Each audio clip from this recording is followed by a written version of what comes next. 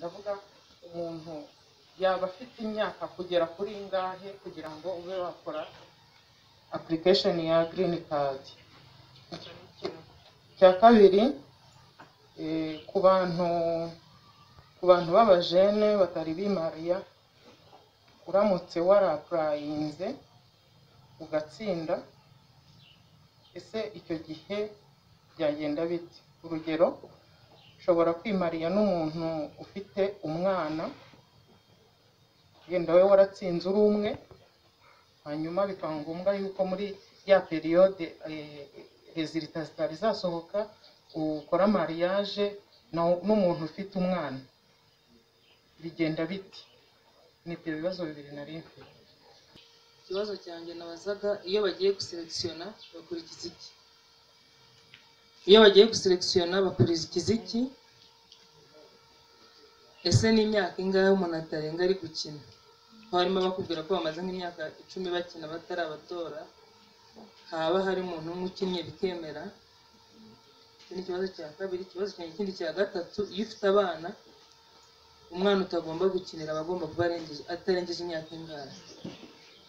Murakoze. Ibibazo byanjye n'ibyo. Arakoze. Ndashaka kubaza niba umuntu yamaze gutsinda, niba hari itariki imwe runaka abantu bagenderaho cyangwa batanga igihe kingana iki kugira ngo umuntu abe yagiye. Ndashaka kubaza, wenda tuvuge ndikumva ngo abantu bazagenda mu kwa kabiri, kuvuga ko bidashobotse kugenda mu kwa kabiri, niba byashoboka ko bagenda mu kundi kwezi gukurikiyeho. Ikindi kibazo nshaka kubaza, ndashaka kumenya ibikurikiraho uyu muntu ageze muri Amerika, mbese indege imugejeje muri Amerika, niba umuntu ari we uhita wishakira haba ugira ute, cyangwa niba hari protokole runaka ibihari umuntu ugeze. Murakoze.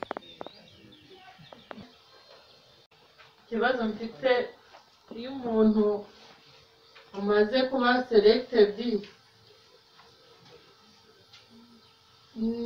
itike ayikura he? N'uyishakira cyangwa Amerika niyo imushakira itike? Murakoze. Gushimira MC ku bwitange bwe n'uburyo arimo kudufasha hano. Ibibazo nagiye byandika, reka nkomereze ku bibazo hanyuma turakomeza tuganire. Ikibazo cya mbere, imyaka ntarengwa yo gukina green card ntayibaho. Ushobora gukina green card ufite imyaka 70, ufite imyaka 80, nta kibazo. Ikibazo cya kabiri, igihe washatse umaze gutsindira green card, nibyo hari abantu benshi bahindura ubuzima bwabo, kubyara, gushaka, bamaze gutsindira green card. So mugatinda mu kwezi kwa gatanu, mu kwa karindwi ugashaka, cyangwa se niba wari usanzwe ushatse mukabyara.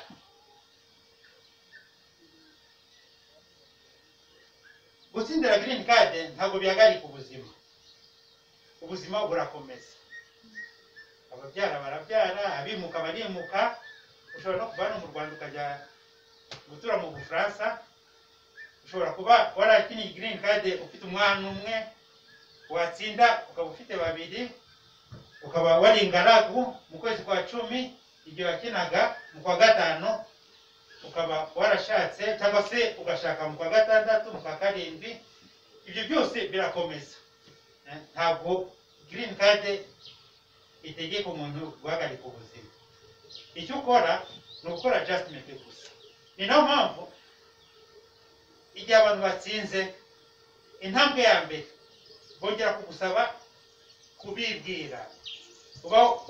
Warabibwiye mbere mu kwezi kwa 10, amazina yawe, igihe wavukiye, aho wavukiye, ibi byose warabivuze mu kwezi kwa 10 ukina, mwese mwarabikoze. Ariko noneho igihe watsinze mu intambwe ya mbere bagusaba kuzuza igipapuro cyitwa ngo ni DS260. D nka data, S nka safari, 260. Icyo gipapuro niko cyitwa ni forme wuzuza.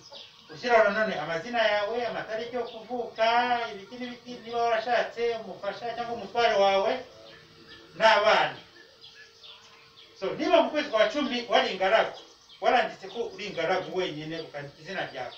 Noneho igihe urimo kuzuza cya gipapuro mu kwezi kwa 5, kwa 6, kwa 7 warasinze, ushyiraho izina ry'umwashakanye, nta kibazo.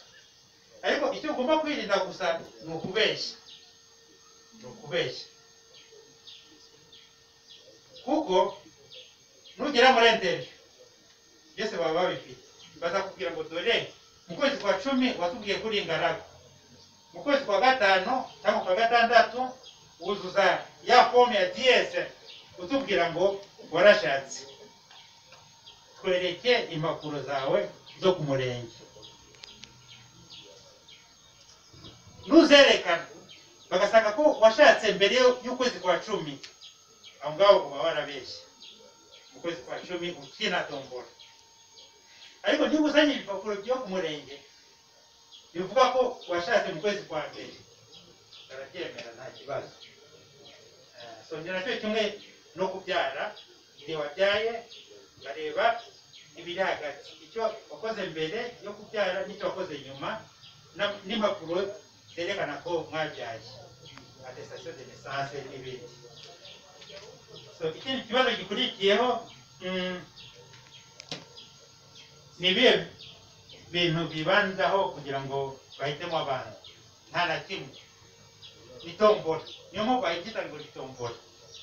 So abantu bose barakina kenshi buri mwaka ku isi yose, average ugereranyije aba ari miliyoni 10 z'abantu bakina buri mwaka.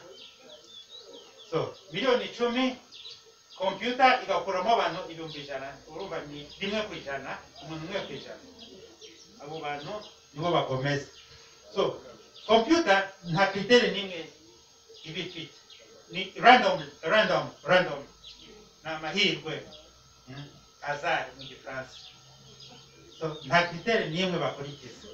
So muri za groupe kuri Facebook n'ahandi musagenda muvi ibintu byinshi cyane ngo ingaragu nizo zitinda cyane, abubatsi nibo batsinda cyane, abantu barebare, abantu bakoreye kuri cyber cafe nishi cyangwa se mu gihugu kiniki, ngo abakorera muri Amerika baba bafite amahirwe kurusha abakorera ahandi. Oya, byose ni ukubeshya. Igihe wakoze application yawe ikagenda bakagwa ya confirmation page, uba ufite amahirwe angana n'abandi bose miliyoni 10 bakiri. Kuko application zose uko ari miliyoni 10 zijyana hamwe, zose zijya muri server,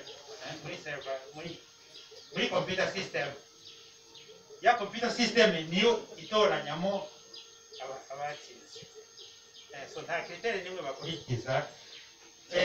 Nesho ubundi muri groupe hari abantu babibazaga bavuga mu ingaragu nizo zitsinda cyane, ngo bashakanye nibo batsinda cyane.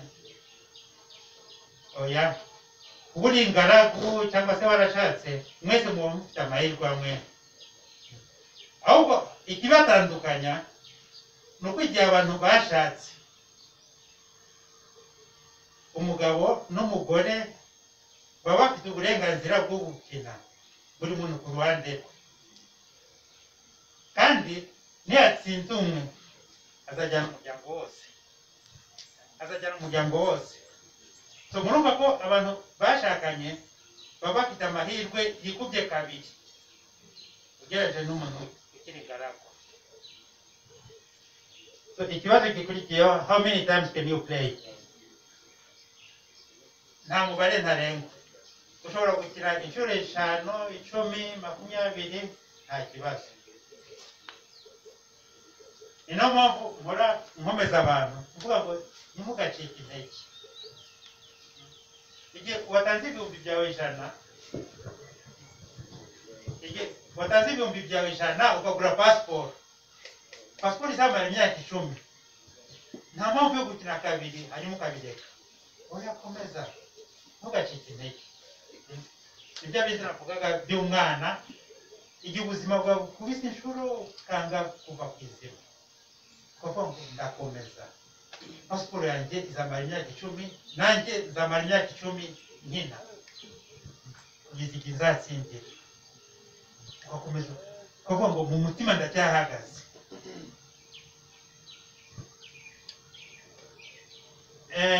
ibyo gukinira abana umwana ufite imyaka 18 arikinira so umubyeyi aba afite uburenganzira bwo gukinira abana bari munsi y'imyaka 18 ukabashyira muri application yanyu so uri hejuru y'imyaka 18 arikinira wenyine yatsinda akagenda wenyine ntabwo ajya n'umuryango ariko yamara kugerayo amaze kubona ubwene gihugu ngo abafite uburenganzira bwo kuzana ababyeyi umwana watsindiye green card nyuma y'imyaka 5 akabona ubwene gihugu abafite uburenganzira bwo kuzana papa we na mama we ako kanya bahita babazana ariko abo bavukanye sisters brothers abo ngabo nabo arabazana ariko babanza kujya ku murongo bigatwara imyaka myinshi kuko abari abandi basabiwe mbere yabo so ibyo bishobora gutwara imyaka 5 7 10 byabo mwavukanye ariko ababyeyi bawe bo bahita bazi ako kanya nta liste d'attente ibaho igihe umaze gutsinda ni igihe baguha cyo kwitegura igihe urangije interview baguha amezi 6 yo kwitegura ariko interview nayo ubwayo kuyigeraho average na amezi 18 so niyo mpamvu mwumva igihe muri gukina bakabwira ngo mwebwe muri aba DV 23 kandi mwarakinye muri 21 n'abari hano bakinye mu kwezi kwa 10 kumwaka ushize muri aba DV 23 kandi mwarakinye muri 21 murumva ko harimo imyaka 2 iyo myaka 2 ni a process ni ibintu bitinda cyane so ku buryo muzajya gukora interview hashize nk'umwaka n'igice mwaratsinze nanone mwamara kubona visa muri interview kuko bayibaha uwo munsi mwamara kuyibona bakaguha amezi 6 yo kwitegura yes mwamara kwitegura ushobora no kugenda hashize icyumweru niba udafite ibintu byo kwitegura gusezera ku kazi kugurisha imitungo yawe mushobora guhita mugenda umunsi ukurikiyeho ariko hari abantu baba bafite ibintu byinshi bibasaba kudahita bimuka abo ngabo bategereza amezi 6 cyangwa se bakagenda hanyuma bakagaruka yes wenda nicyo ngicyo nakivugaho green card iguha uburenganzira bwo kujya muri Amerika ariko ntabwo ari agahato ntabwo ari itegeko kugomba kujyayo ushobora kujyayo wenda niba warugamije amashuri meza y'abana ukagenda ukabashakira amashuri bakagumayo wowe ukigarukira biremewe hari abantu bamara imyaka 5 10 batarimuka ku buryo burambye akahora agenda agaruka so ibyo biremewe ikibazo gikurikiyeho igihe umaze kugera muri Amerika hakurikiraho iki akazi icumbi ese barabikuha oya ntabwo barabikuha urabyishakira byose niyo Amerika itandukanye n'ibindi bihugu by'i Burayi cyangwa na Canada ntabwo bagufasha ushobora kumva ko atari byiza ariko ni byiza cyane ni byiza cyane kuko ni nko kugusunika kugira ngo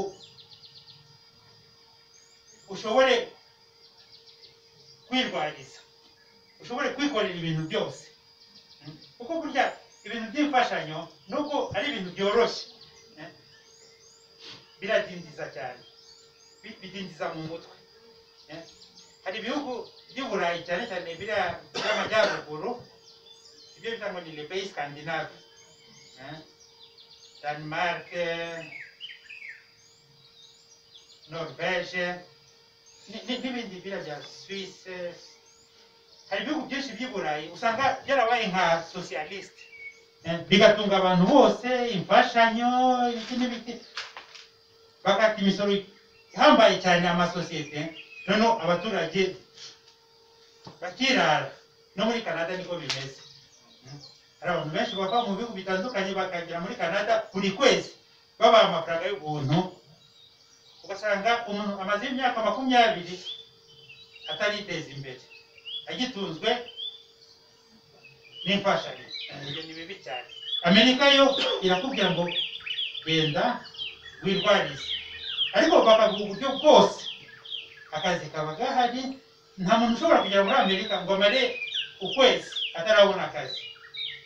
Abantu benshi bamara ibyumweru 2 gusa kugira ngo babone ibyangombwa bagahita babona akazi.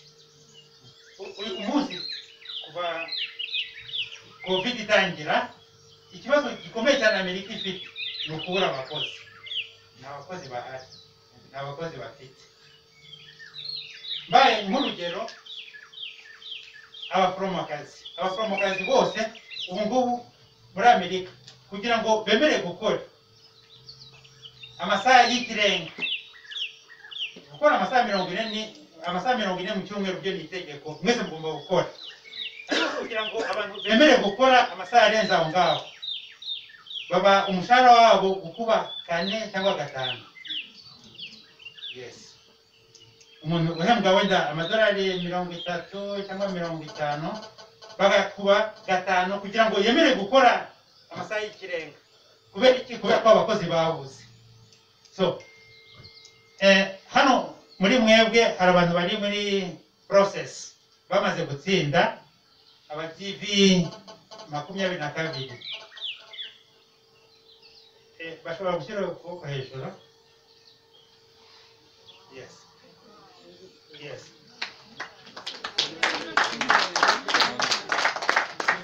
Yes, bamaze gutsinda. So ejo bundi bazagenda, ntabwo bazamara ukwezi batarabona akazi. Bazahita batangira gukora, batangira guhembwa.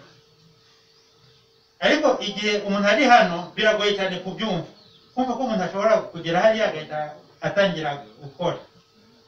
Ariko niko bimeze, ahantu hose uzajya, state iyo ariyo yose uzahita ubona akazi, utangira gukora.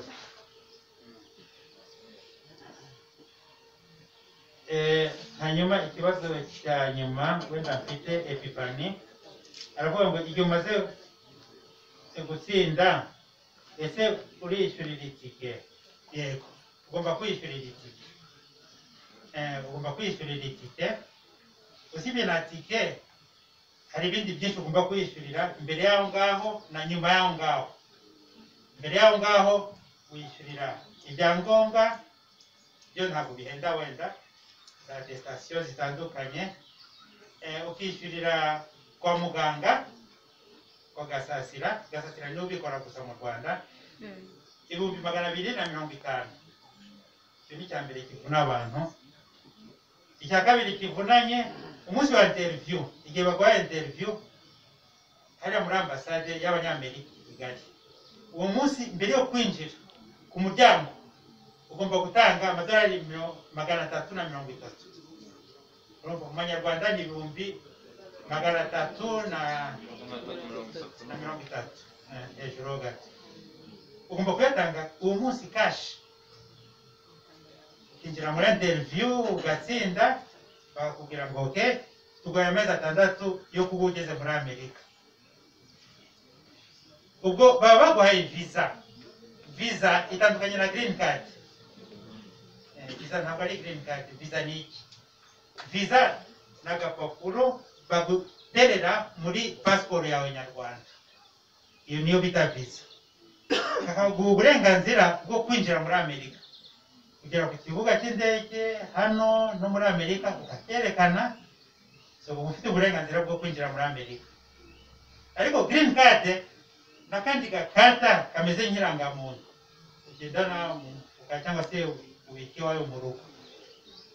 Ako ngako niko kaguha uburenganzira bwo kuba muri Amerika, gusura muri Amerika, gukora muri Amerika. So ako nako urakagura, urakishyurira. Nibyo waguze igiciro ubu ngubu aho kigeze magana aho mberukira kari 300 nanjye. Ayo ngayo yo uyatangira muri Amerika, ntabwo uyatangira hano mu Rwanda. Yes. So agakurikiraho itike y'indege. Itike y'indege wenda kuri internet wayibona nko ku gihumbi na musi yaho ngaho. Abagenda kenshi bagira inama yo kugenda mu bihe by'ubukonje muri Amerika ubu ngubu. So guhera mu kwezi kwa 11 kugeza mu kwezi kwa 3 kwa 4. Icyo gihe kubera ko haba hakonje cyane muri bera bihugu by'amajyaruguru, abantu benshi ntabwo bagenda.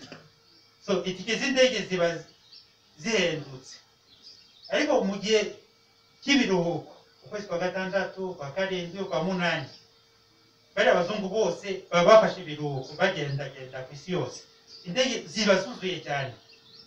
Itike yo kuva hano ujya muri Amerika ugasanga ari ibihumbi 2 kandi wakayiguze $600, $700, $800 muri bibihe.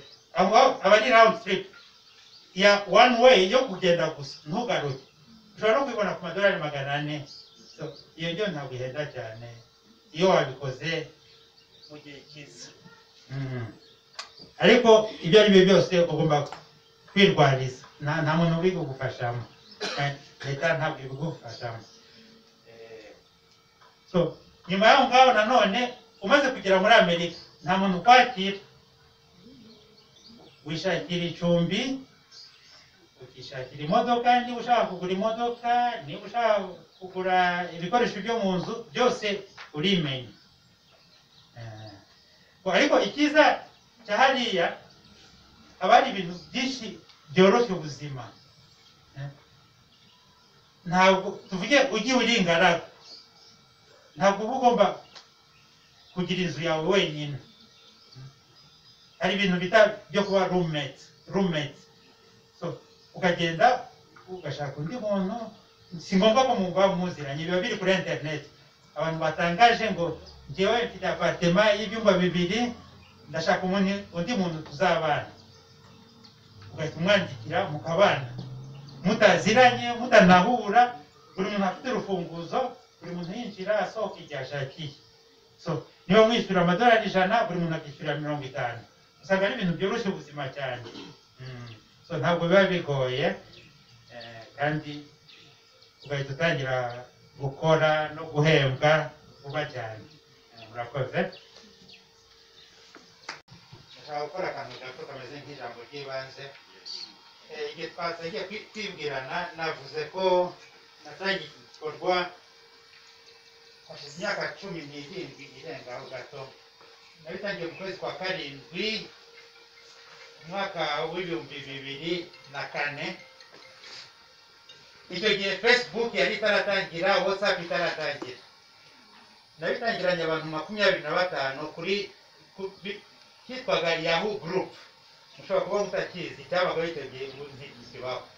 So habaga website yitwaga Yahoo, none kuri Yahoo abantu bagakora ama group. Niyo twagitangiriye. Hanyuma tugenda twunguka abantu. 2007 Facebook itangiye kwimukira kuri Facebook. Dukomeza kunguka abantu. Uyu munsi group yacu dufite ama group menshi, ariko group nini dufite kuri Facebook igiye kugeza ku bantu 60,000. bari mu bihugu birenze 100 dukoresha icyongereza muri iyo group. Bo impamvu nabitangiye tumaze imyaka 2 n'igice muri Amerika. Twakinye tombora muri 1999 1999. Ubwo twebwe twari promotion ya 8. Ibi bintu bya tombora ya green card byatangiye muri 1991. Icyo gihe wayoboraga Amerika yitwaga George H.W. Bush. Babush bari babiri. Ise perezida wa 41 kuko habanje papa umwana akurikiraho nyuma. Habanje papa hanyuramo Bill Clinton aza umwana. So icyo gihe papa yamaze kwitaba Imana niwe wari perezida. Bashyiraho itegeko rya green card yo kuzana abantu bavuye mu bihugu byose byo ku isi kugira ngo baze bature muri Amerika, bakore, bateze imbere igihugu. Ariko impamvu babikoze ntabwo ari ugukunda abantu, ntabwo ari urukundo, ni inyungu z'igihugu.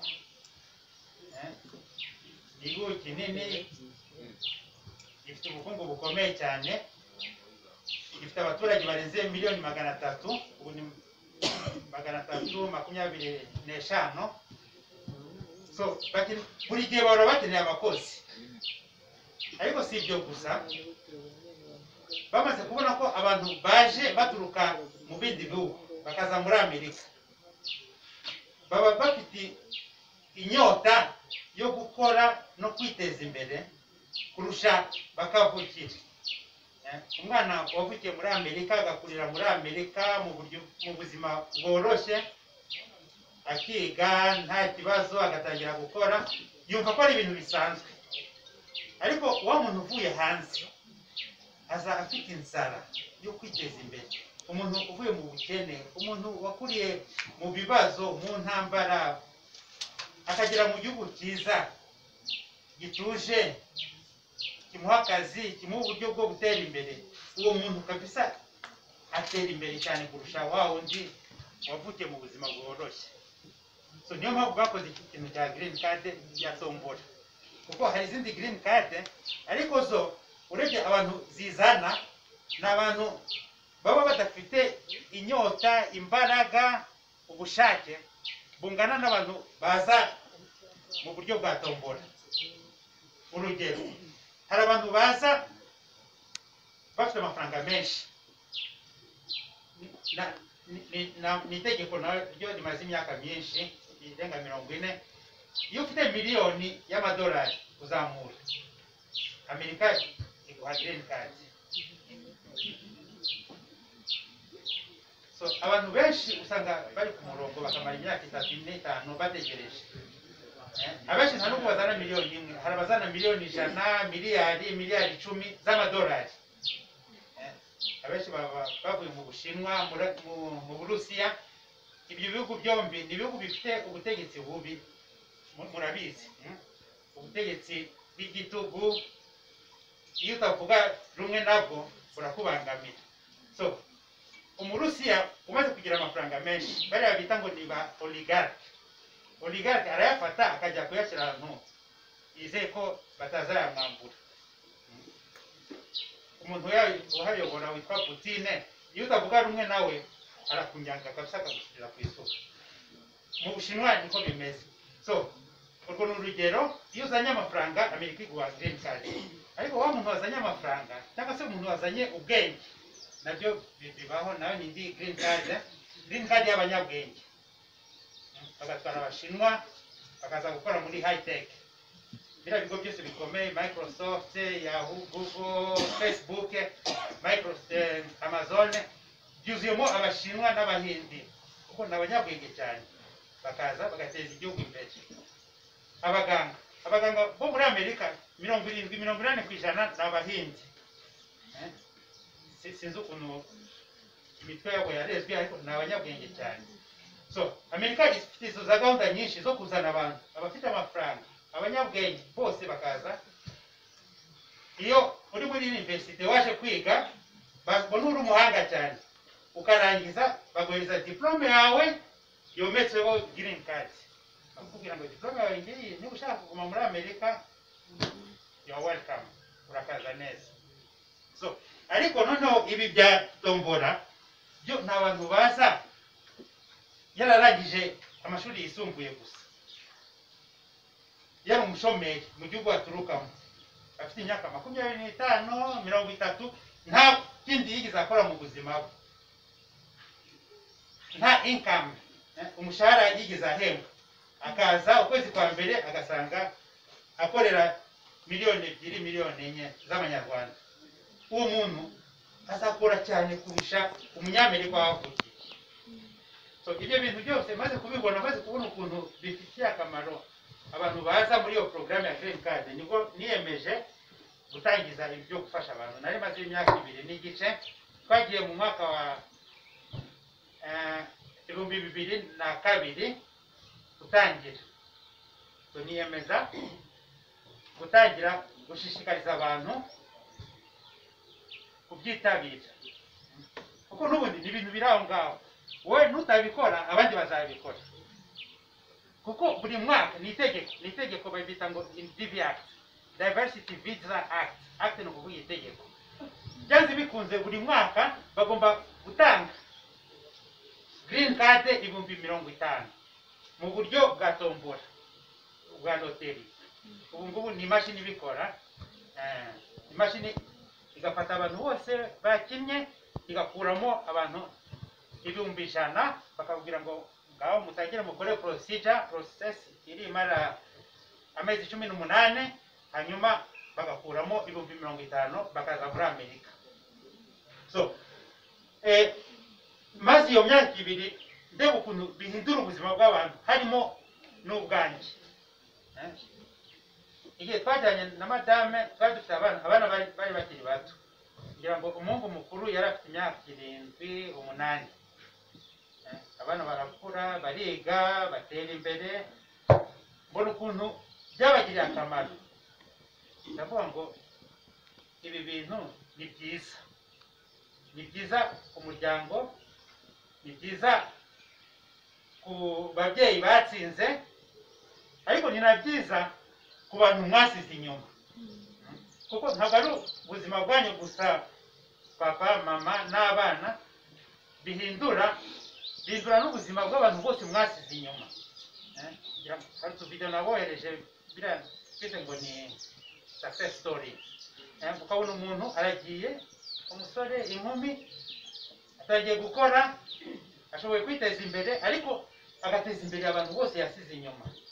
Ugasanga ubuzima bw'ababyeyi abo bavukanye bose basogokuru yasize mu Rwanda, arimo gushobora kubafasha buri kwezi ukuntu atari gushobora kubikora iyo azakuguma hano. Ku buryo murabwira abantu bose mwese nkavuga ngo nta kintu cyahindura ubuzima bwanyu nko gutsindira Green Card.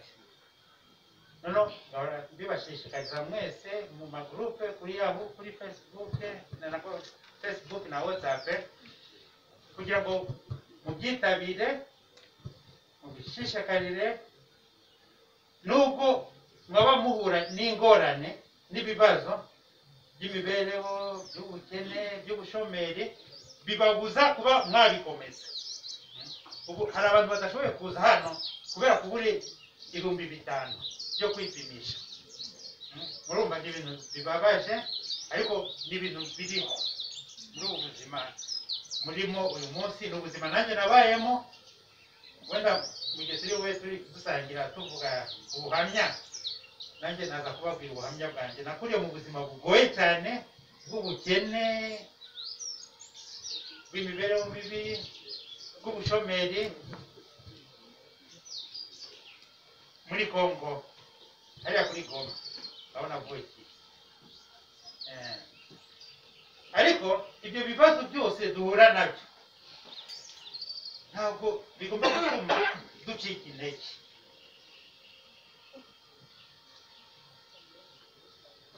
Hari umwana muto w'imyaka 6 7, wari kumwe na papa we muri salon bicaranye. Nyuma umwana hari icyo yashakaga, atangira kwigisha papa we ntiyamutega amatwi, ngira ngo yari arimo kureba televiziyo cyangwa iki.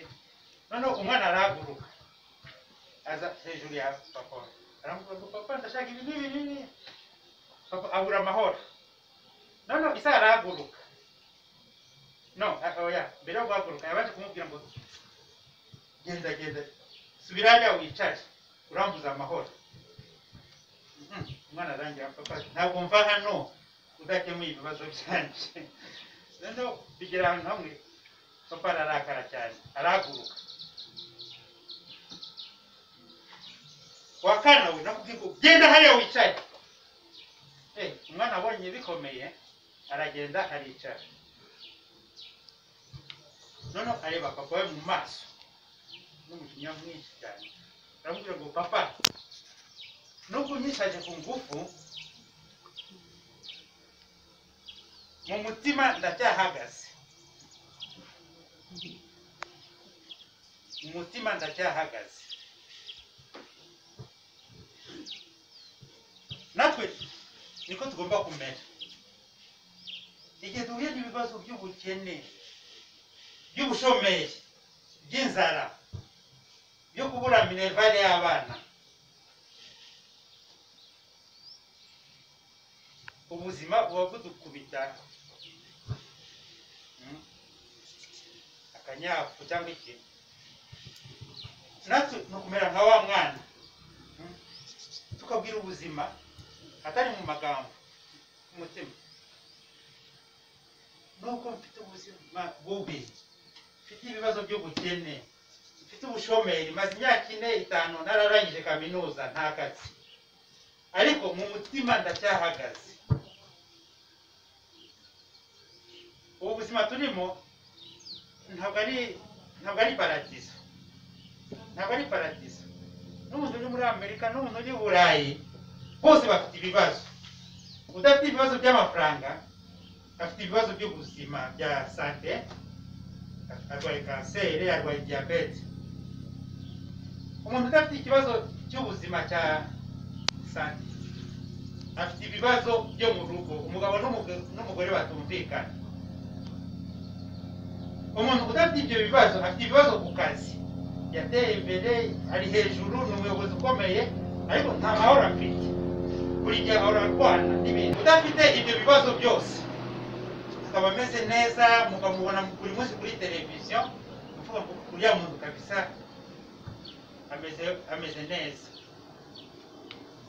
Uriya muntu niwe ukomeye cyane ku isi yose, ni perezida wa Amerika. Nyuma y'umwaka ugasanga imisatsi ye yose ari imvi gusa. Ni ukubera iki? Ibibazo twe tudafite. Ibibazo twe tudafite.